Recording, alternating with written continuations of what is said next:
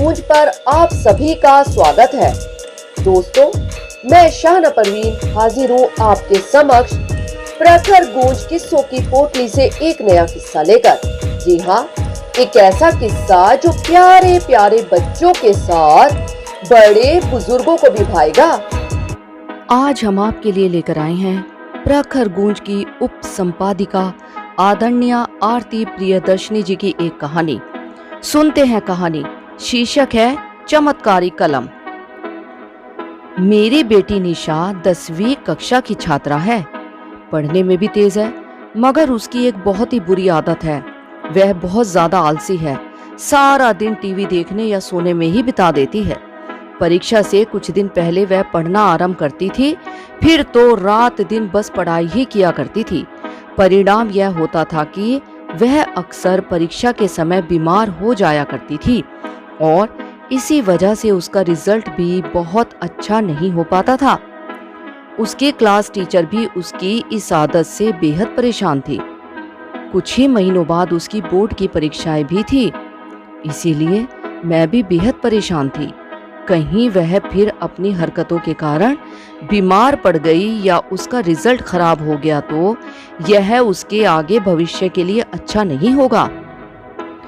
यही सब सोचकर मैं परेशान थी कि निशा के चाचा जी आ गए। उन्होंने जब मेरी परेशानी का कारण पूछा तो मैंने विस्तार से उन्हें सारी बातें बताई। पहले तो वह भी चिंतित हुए, मगर जल्द ही उनकी आंखों में चमक आ गई। फिर हम दोनों ने मिलकर एक योजना बनाई। अगले दिन निशा के चाचा जी उसे लेकर अपने एक ज्योतिष शास्त्र के जानकार दोस्त के घर गए। उस ज्योतिष मित्र ने निशा से उसकी पढ़ाई के बारे में बहुत सारी बातें की।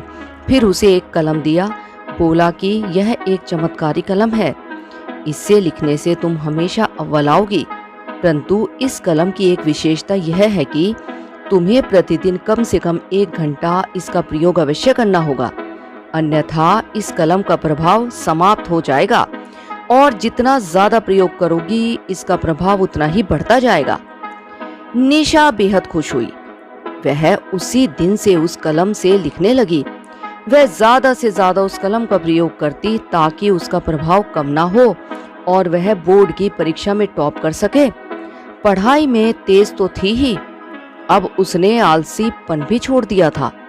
नतीजा यह हुआ कि बोर्ड की परीक्षाओं में निशा ने सर्वाधिक नंबर लाकर अपने स्कूल तथा शहर का नाम रोशन किया। अखबारों में भी उसका नाम निकला। स्कूल ने भी उसे पुरस्कृत करने का फैसला किया। आज निशा बेहद खुश थी। उसने अपने चाचा जी को बुलाया और कहा कि आप मुझे अपने उस ज्योतिष मित्र के पास ले चलिए, मैं उन्हें धन्यवाद देना चाहती हूँ। उनके दिए गए चमत्कारी कलम के प्रभाव से ही मैं आज अव्वल हो पाई हूँ। मैं और उसके चाचा जी मुस्काए और हम दोनों ही उसे लेकर ज्योतिष मित्र के पास गए। जब निशा ने उन्हें चमत्कारी कलम देने के लिए धन्यवाद कहा तो वे जोर जोर से हंसने लगे और बताया कि यह कोई चमत्कारी कलम नहीं है, बल्कि एक साधारण कलम थी।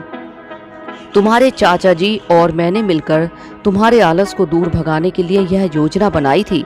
सच्चाई तो यह है कि आज तुम्हें जो कुछ भी प्राप्त हुआ है वह तुम्हारे कठिन परिश्रम का ही परिणाम है। परिश्रम का कोई विकल्प नहीं होता निशा, और चमत्कार तो बिल्कुल भी नहीं होते। तुम्हारा परिश्रम ही तुम्हें परिणाम देगा, कोई चमत्कार नहीं। निशा ने जब यह सुना तो उसकी आंखें खुल गई और उसने यह फैसला कर लिया कि वह भविष्य में कभी भी आलस नहीं करेगी और कठिन परिश्रम से एक बहुत बड़ी डॉक्टर बनकर दिखाएगी।